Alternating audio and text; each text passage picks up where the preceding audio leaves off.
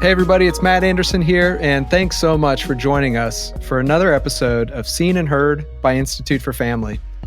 On this podcast, we're engaging in stories and conversations that recognize child welfare transformation starts with seeing families for who they truly are. On today's episode, I'm going to be talking with Brett and Jessica Crisp. Brett and Jessica were foster parents, and a few years ago, a little girl named London came into their lives. So let me set this up a little bit. Brett and Jessica, several years ago, way before they met London, they had adopted their son Isaac. And as Isaac was getting close to kindergarten age, they decided they wanted to expand their family. And then they started hearing that there was a need for foster parents in their community, and that sometimes kids in foster care were also available for adoption. And so this is the route that they decided to take. And then one day, they get this call from their social worker that they were looking for placement for a 10-month-old little girl named London. And Brett and Jessica said that they were ready, and within a couple of short hours of that call, London was placed with them. And they told me the first thing that they did that night was to take a selfie with all four of them, with Brett and Jessica, Isaac, and now London.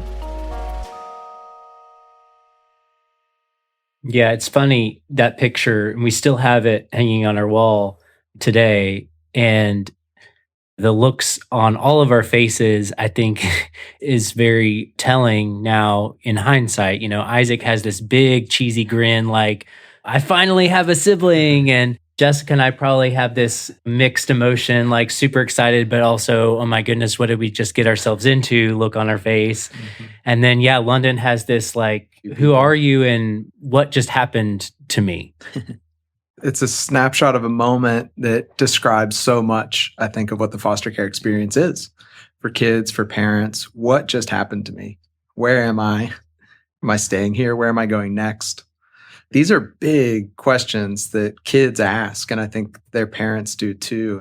And I wonder if there was a moment where it shifted with you in London, where it wasn't so much scared anymore, and it was now, okay, we're starting to understand what's happening here. So one thing that Brett and I have noticed is that we bonded with her at different moments. London was used to her mom as the primary caregiver for her. Therefore, we noticed that she bonded faster with a female than she did with Brett as more of a foster father figure. One of our first meetings with everyone at the table related to DSS, CHS, her biological family, all of us together, it was about 2 weeks in to her time with us. And it was interesting because at that, one of the representatives from the court looked at me and said, well, as foster parents, how do you feel like things are going? And I said, we already love her. Like, it didn't take long at all for us to feel like she is it and we are mad about her. So that happens very early on. And let's pull out a little bit here and think about the bigger picture of what's happening. So London has just been removed from her parents, placed into foster care and in your care. The social services agency is involved, Children's Home Society is involved, the court's involved, of course you guys are involved, London's family's involved. And the plan, the goal is to reunify her back with her parents. Is that right? Was that the initial plan for her to be reunified? That was the official plan. That's what they have to say. But unofficially, we were told from day one, yes, we're working toward reunification, but that's not going to happen in this case. And we were even told by a social worker early on that it'd be better off for her if she could just stay with us. Mm-hmm. Let's talk about London's family. When did you first meet her mom and dad? And can you kind of describe those first interactions, how they happened, what they were like? The first time that we met each one was at a scheduled visitation at a specific location. It's a visitation center. It's a visitation center, yeah. So her mom and her dad had separate visitation times. So it was interesting the first time we met them because for both her mom and her dad, I could see this relief of seeing their daughter, but fear to say anything or do anything, right? So they knew that in this visitation center, they needed to be as upstanding as they possibly could, and that we were encouraged to be very limited in what we say to either of her parents, and her parents were also encouraged, with us being temporary guardians, to not really say anything other than just smile and be polite and pass London back and forth. So I could see for London's mom, the first time we met her, has tears streaming down her face because she's missed her daughter for 2 weeks and hasn't had any interaction with her and is so relieved to see her and just hugging her. And you could see that London was so happy to see her mom in that moment. The hardest part was from the first visitation, passing her back to Brett and myself. London realized, you could see it in her face, just this frozen look. It wasn't that she didn't like Brett and myself, but she's like, but this is my mom. She wouldn't verbalize, but she's like, this is my mom. And so to have to get her and her just scream in the car initially because she wanted her mom so bad and didn't want to leave her. And I think that was so heartbreaking. Can I ask you guys, what were your first impressions of London's parents? Did you have like preconceived ideas of what you were going to see and experience in terms of a parent involved with child welfare? Yeah. So I think everybody has preconceived ideas of what type of person a parent must be to have their children removed from them. Interestingly, the first time I met her dad was not at a visitation, but it was in court. It was at a hearing, and Jessica wasn't able to go that day. I was there by myself, and it was really quick. Literally, I was walking out, and the social worker came up to me and said, "Hey, London's dad is here. I'd love for you to meet him." And so she pulled both of us into a little side room that was probably 6 feet wide across. And I think we were both extremely intimidated of one another and uncomfortable. And rightly so. You know, you can't tell this because this is audio, but I'm white and London's dad is black. And he's also very tall. And I felt like there was a intimidation on my part because of those things. I think there was an intimidation on his part because the system viewed me as a more appropriate dad. And so we walked into this room both with intimidation of one another and probably with some inaccurate judgments of one another. And we did certainly start out our relationship with London's parents being very guarded. Did you feel like you were guarded and protecting from the emotional pain of what could happen if you were then separated from London? Like, do you understand what I'm saying? Yeah, we had discussions about this, and we decided, for better or worse, we would love London as our own, even if it tore us apart.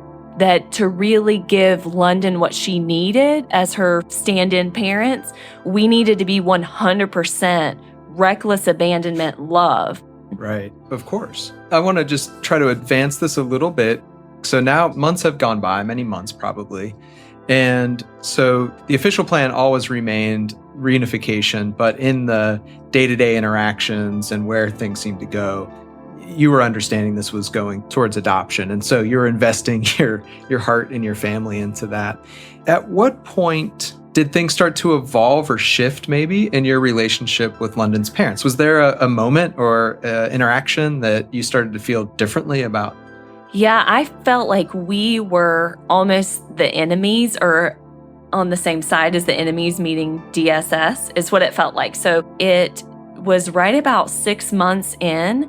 Now, keep in mind, we had email communication once a week. We had 2 phone calls a week. We had visitations split into 2 parts. So we had at least 5 interactions with mom every single week. And this went on for at least 6 months before, for all of us, the wall started to come down a little bit more. And I think part of it for us was that we realized if we're in this for the long haul, we can't keep this perimeter up of all these barriers with London's family because it's not benefiting London in any way. London was a little over a year old, starting to verbalize a little bit more, starting to really connect both with us, but also still holding that really close connection with both of her parents. So it was very important for us to start to say, okay, we've got to really try to make an effort, asking questions every single visitation, making comments, complimenting mom on the dress that she picked out for London that she bought for her at the visitation, making sure that anything from daycare that came home went both to mom and dad at each visitation. We were intentional to try to start saying these keepsakes are going to be important to them. And as soon as we started to have the walls come down a little bit, I felt that they more than responded in wanting to connect with us as humans in that way. Was there maybe some instance or experience that you can remember, Brett, where that like your walls were coming down and they were responding? I think your story about the after a visitation interaction with London's dad is probably the best representation of that. Yeah, so with London's mom, we saw the walls start to come down at about 6 months. With her dad, that relationship took longer, probably closer to 9 months or more. One thing that was so special, both London's mom and dad were very faithful to bring her special gifts. So for birthday, for any type of holiday, Easter, Christmas, anything, we've got lots of gifts.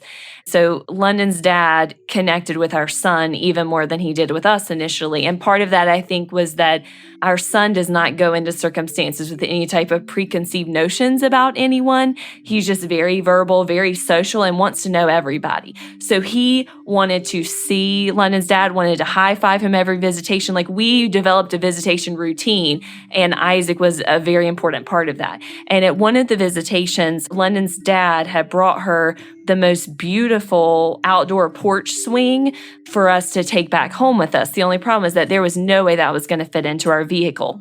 And he was not allowed to follow us home to take it to our home. So it was really, we've got to dismantle this thing and get it in the car.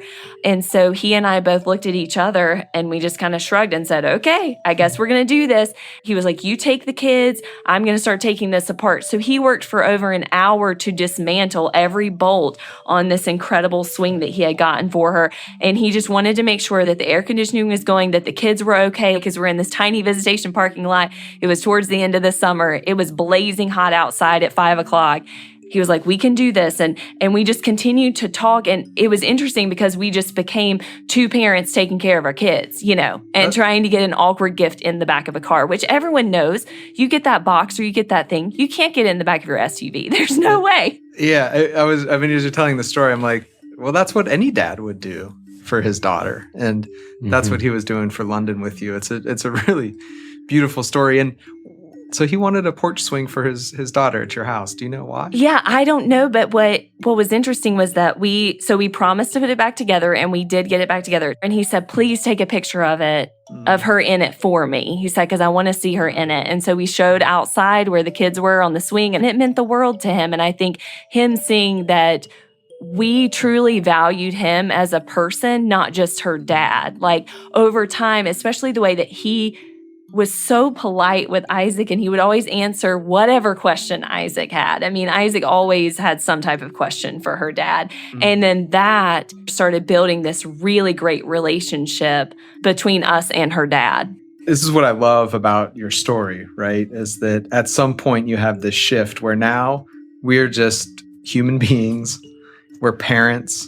We share this love for this little girl, and we're connecting on this level where we see each other for who we truly are and not what the circumstances might be that are going on around us. But I also wonder what's happening, like back to sort of the emotions for you guys. So here you are developing these really deep, meaningful relationships with London's parents, and you have this hope and dream of adopting London and building your family. And so how's that playing out for you guys? Kind of the emotional side of all that.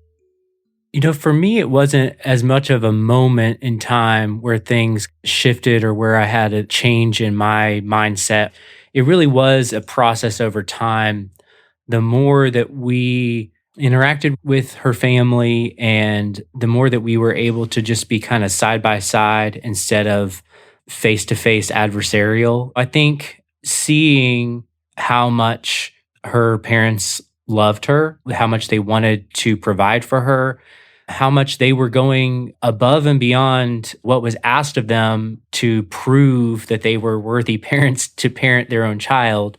We no longer saw her parents as bad people who didn't deserve to be parents anymore.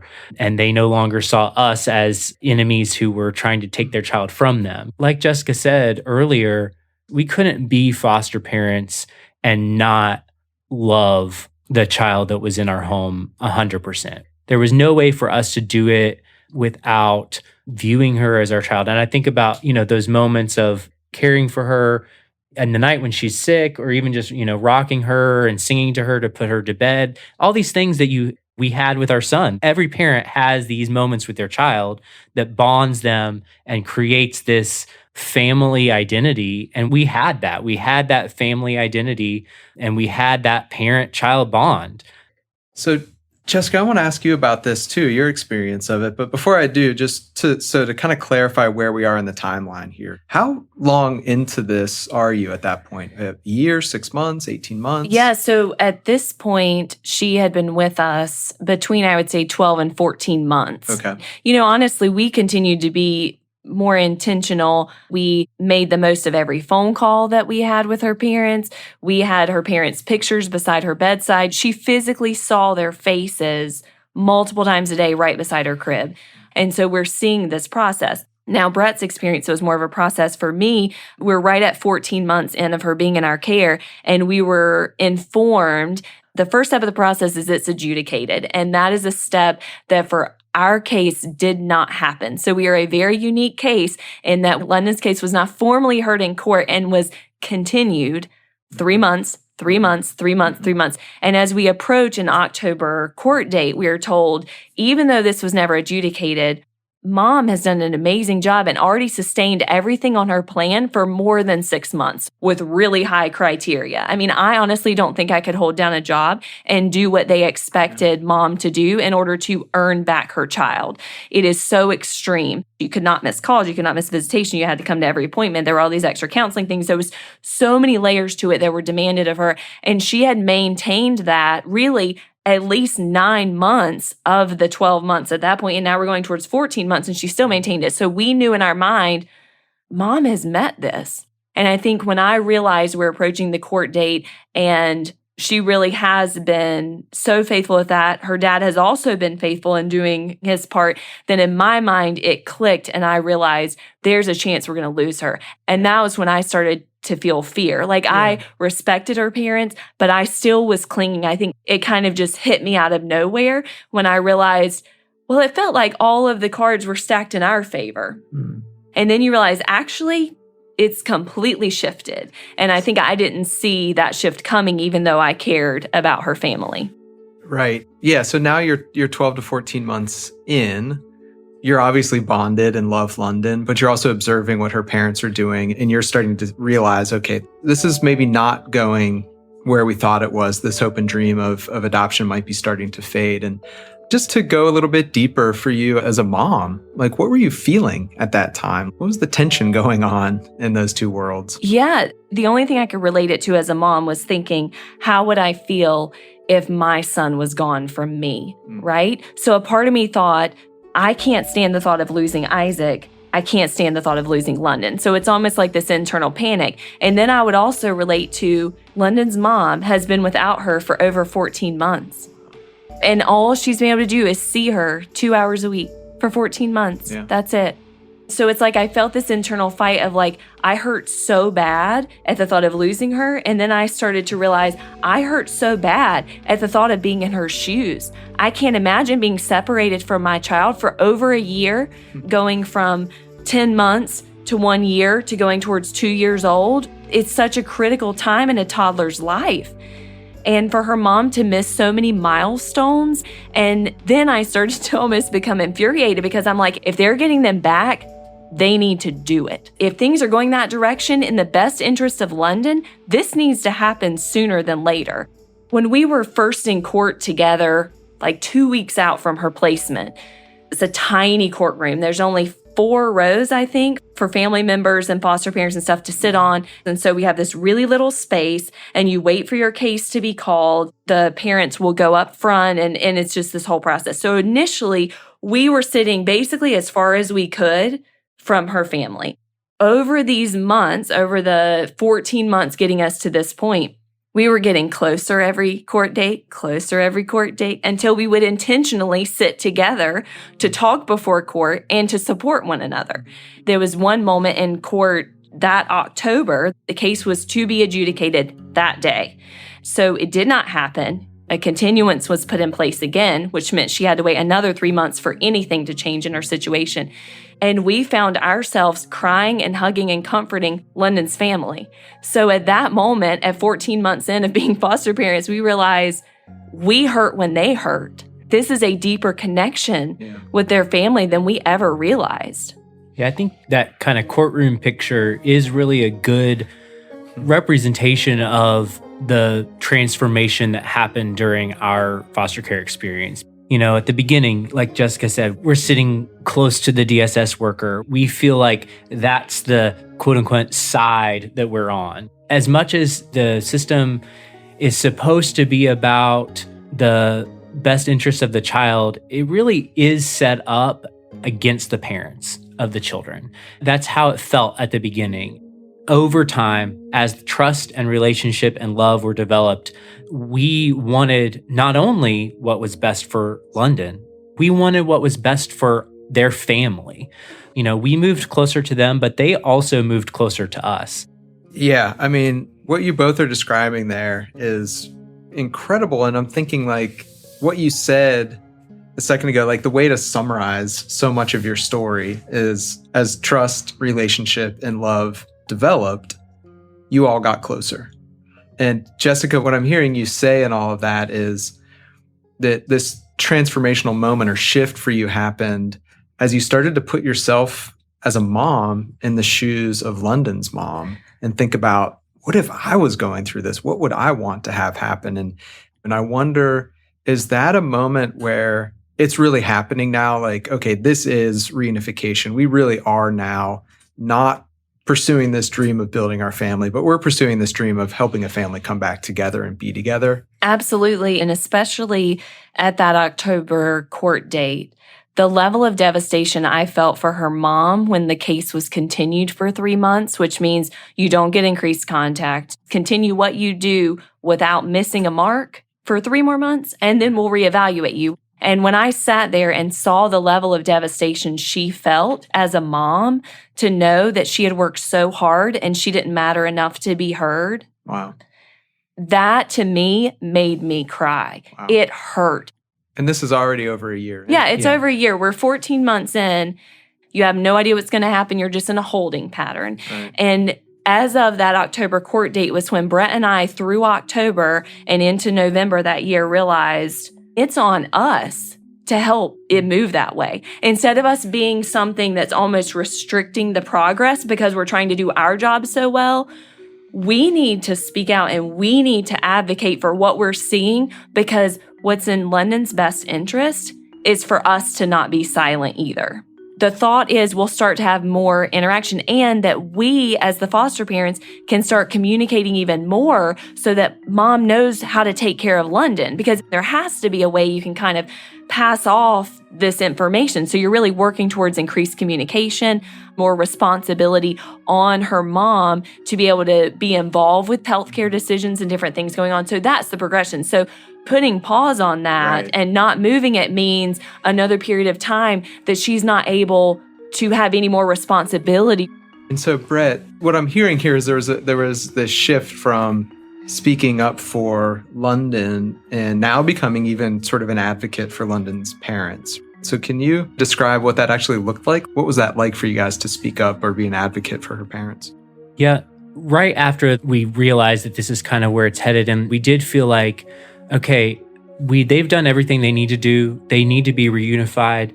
And in her best interest, it needs to happen now. And so going into a child and family team meeting, which is a meeting where everyone who's involved is there. The social services workers, the family, the foster family, the guardian ad litem, everybody's there at the table to give an update on the progress of the case. And up to that point, we had been given pretty specific guidance from the social services worker as to what we were and were not supposed to say at those meetings. I think part of the reasoning in their mind that was to keep you all as the go-to adoptive placement. We want you to appear a certain way. So as our mindset had shifted, I went into that meeting and kind of threw the script that they had given me out the window.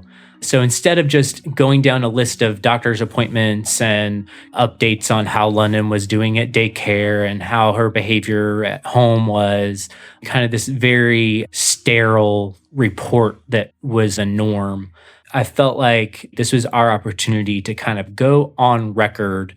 We support this reunification, to look London's mom in the eye across the table in front of all of these people and tell her that she's a good mom, that we're proud of her, that she has done everything that she needs to do, and to tell everyone in that room that they need to make this happen. I want you to describe the look on her face, because you described it to me after that meeting took place. Do you remember? I don't. Okay.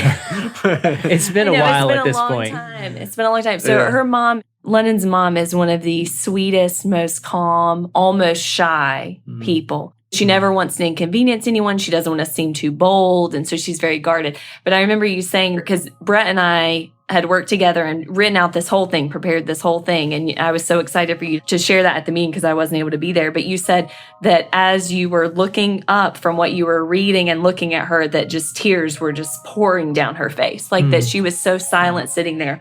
But it was to the point of shocking her to feel that we were on her team. And one thing that she said after the fact was that she knew that we loved London because she could tell by how we took such good care of her hair, how we had her dressed beautifully all the time, how we tried to meet every need she had. Like, she could tell we lived it out that we loved her.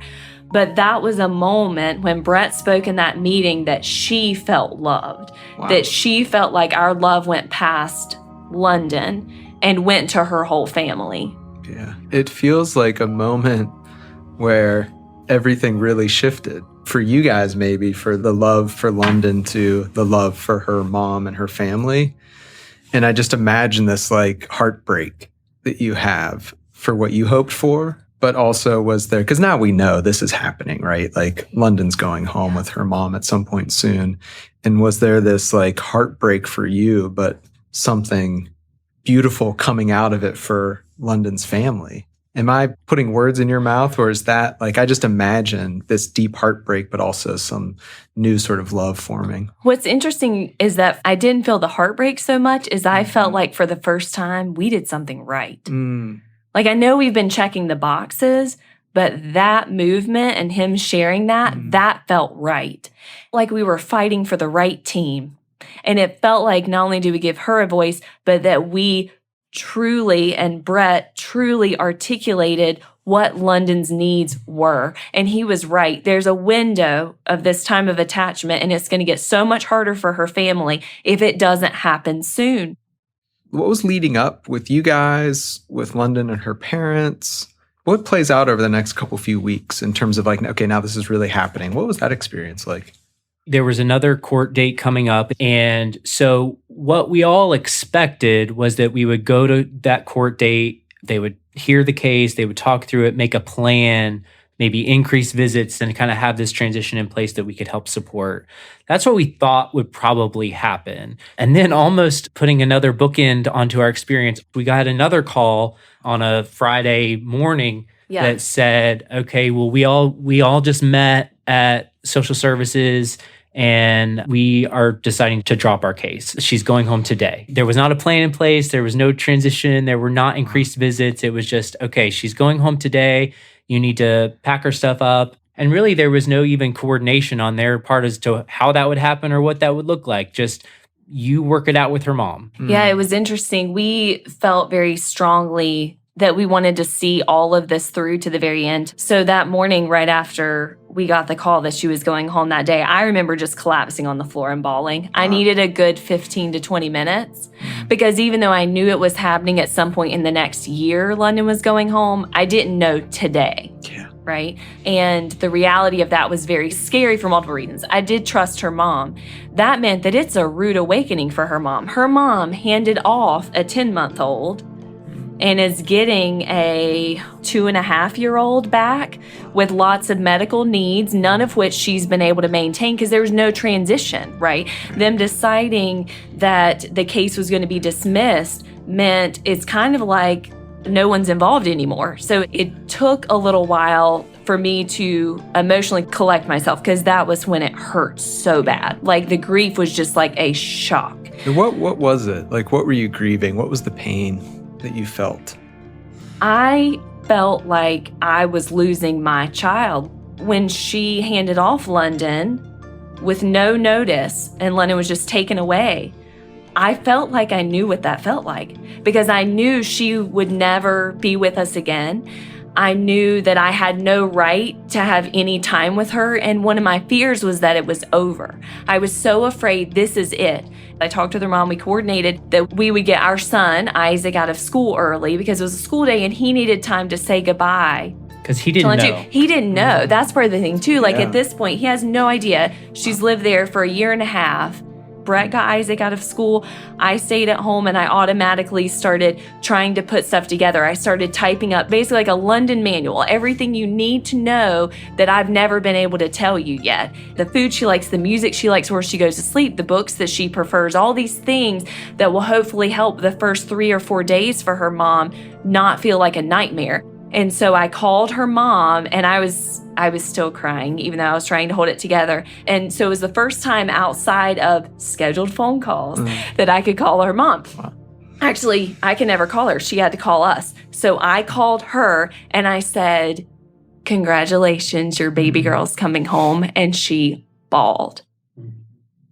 And I said, "You know what? We did this together. Let's do it together today." And her mom cried. She put me on speakerphone and she bawled.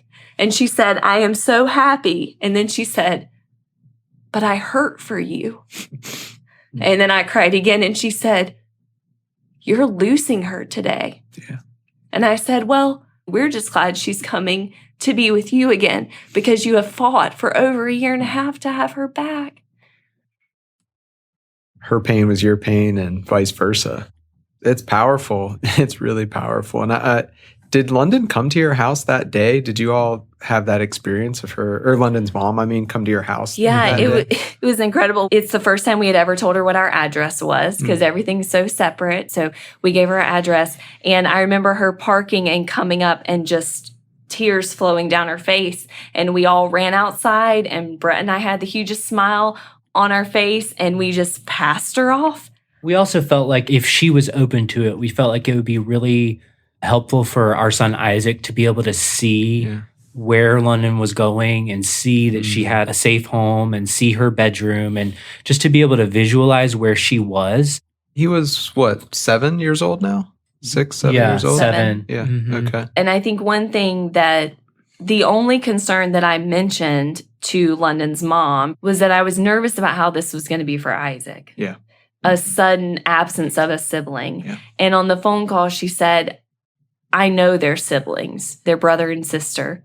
And she said, "We can figure this out." Now, we didn't know what "we can figure this out" would look like, but a part of me felt a little relieved thinking, okay, maybe the door's not totally closed. Because it would be understandable if I was London's mom. It would be understandable to want to put this whole tragedy completely behind her because there is no reason that we should have any involvement or be any part of the story anymore. Before we left that night after getting London settled back in, we said, "You can decide if you're interested or not, but we would love the opportunity to have London come and stay with us once in a while, but take your time and think about it."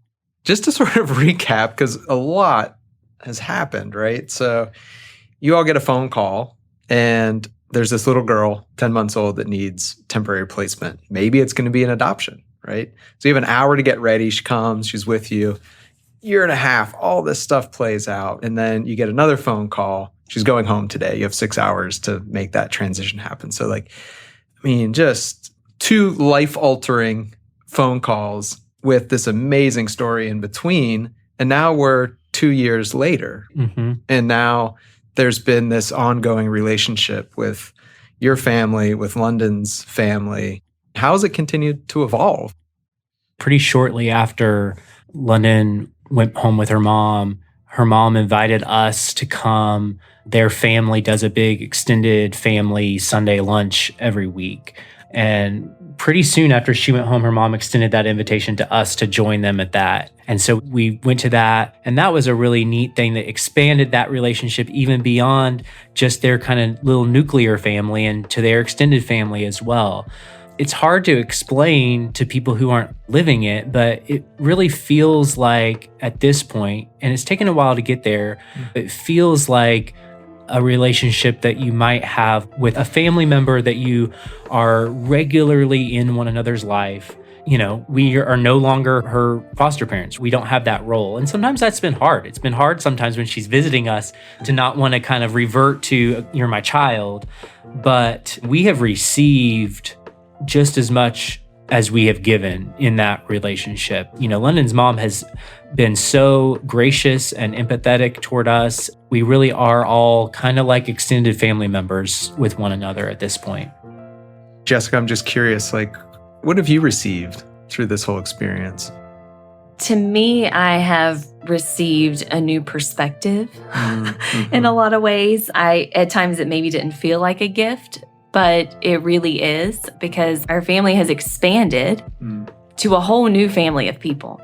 London's mom and I celebrate Mother's Day together and get stuff for each other. We celebrate Christmas for our families. We do our kids' birthday parties together. We're getting ready to go this weekend to London's birthday party. And then she'll come when Isaac has one. And it feels like our family grew, but it just looks so different than we thought.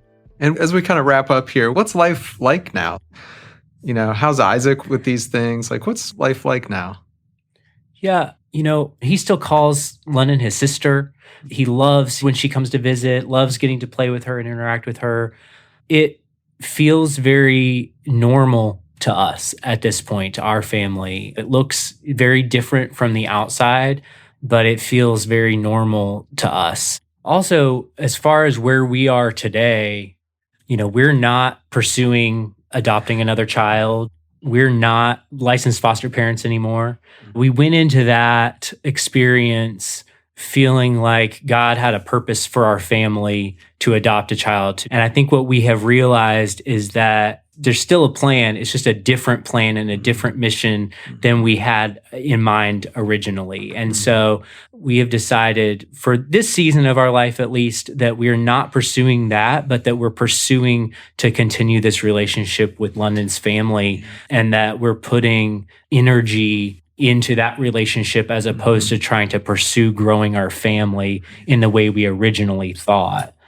What's really interesting, and this happened just a few visits ago when London was over, or we were driving in the car, and she's just so verbal as she's getting ready to turn 5, and she's thinking about things, right? At some point, she's going to think, why are these people in my life? Why am I with these people every 2 weeks? Why am I sleeping over? Why are we going to the park? Why are we doing these things? I know at some point she is going to process that. But we were riding together, and she said, do you remember when I was with you, more than just one night, and I was here? And I said, yeah, I remember that. And she said, and you used to hold me in the rocking chair and read to me, and I was here a lot. And I was like, yeah, you were. She was, because right now, London's mom is doing great. She's engaged, has a great job. They have a new little one in their family, a baby boy. And she said, you would hold me the way that mommy holds my brother. She said, I remember that. What struck me there that I'd never really thought about is we began this conversation of London coming to you all and the fear on her face. And now here we are almost 4 years later, maybe. And she's at an age now where she can recall. And at some point in her life, she will recall those memories on some level. But now she has this reference of who you people are and who you were. And as maybe those memories of fear and confusion come up, she has some context to process it in a way that maybe she can make sense of it, where if this ongoing relationship doesn't happen and this stuff comes up for her later in life, how does she process and understand what happened to her, who these people were, why it was going on? You never know how this is all going to play out, but it's really interesting that that space has been created now for London. I wonder, maybe to end here, as people are listening to this conversation, what would you all want them to learn from this story? What would you want people to take away? I think as far as takeaways for those listening, whether you're a foster parent, a social worker, or whatever your role in that team might be, we have to value parents more than we are. We have to give them voice to express their needs. And I think that we have to encourage as much partnership and communication and allyship between foster parents and parents. How much better would it have been if we could have been doing those things all along? How much more empowered, how much more growth might her mom have experienced or sooner if we were able to have that type of relationship from day one? We've got to remove the barriers that we are putting up between foster parents and parents. And there's lots of ramifications to that. We have to recruit different types of foster parents. We have to help foster parents who are coming into it hoping to adopt. Strong relationships with a child and their family are important, whether they are reunified, whether they are adopted, no matter what their permanent solution is, they need to have those relationships. They need to have people value and respect and speak positively about their parents. We all need to realize that we have a role to play, and what can we do to promote not just the well-being of that child, but the well-being and the wholeness of their family. Yeah. Jessica, what would you add to that in terms of takeaways from the story that you've shared today? I think that it's hard to add to what you said, Brett, because that was wonderful. From a foster parent perspective, it's important to put your personal agenda to the side, and that's really hard. If I had been able to approach this process and not think of, I want to adopt. If I thought of it as, what does this child need from me? Right. How can I help this family unit? It would have changed a lot. Yeah. We have to keep an open mind, and we cannot press judgments on individuals. We have to just approach all of this with a fresh perspective, because what really benefits the children in our communities is that we step in when it's needed, but we do not disregard their families in the process. I imagine some people might hear this story from other social workers, or, that worked because London's mom did what she was supposed to do, but most parents don't do what they're supposed to do, or that's not how parents normally act. That's not how cases normally go. And I would just challenge to push that one step further and ask why. If parents don't normally complete their case plan or follow it to the letter of the law like they're supposed to, why is that? Are we making the case plan too hard? Do they have the supports that they need in their life to be able to do that? Do they have a job that allows them to take off time randomly in the middle of the day multiple times a week? There are a lot of parents who their lives are maybe more complicated. They have harder circumstances. They don't have a good job. They don't have a good place to live. And so there are more complicating factors involved in those cases. But I don't want us to dismiss that this type of outcome is possible for those families as well. I think that's really well said. And so it's an important story. I think it's an important example to so many of us about what's possible when we see parents and see family for who they truly are, not just the circumstances of what's going on. So I can't thank you enough. I really appreciate it. I've just been really grateful. Thank you for allowing us this opportunity to share our experience.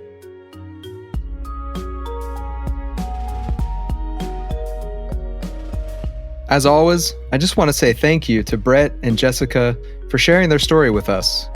I'd also like to thank London and her family for teaching us so much about what's possible when we believe in families and partner with them to achieve their goals. This began as the classic story of a young couple with the hopes and dreams of building their family through adoption. It's an important story.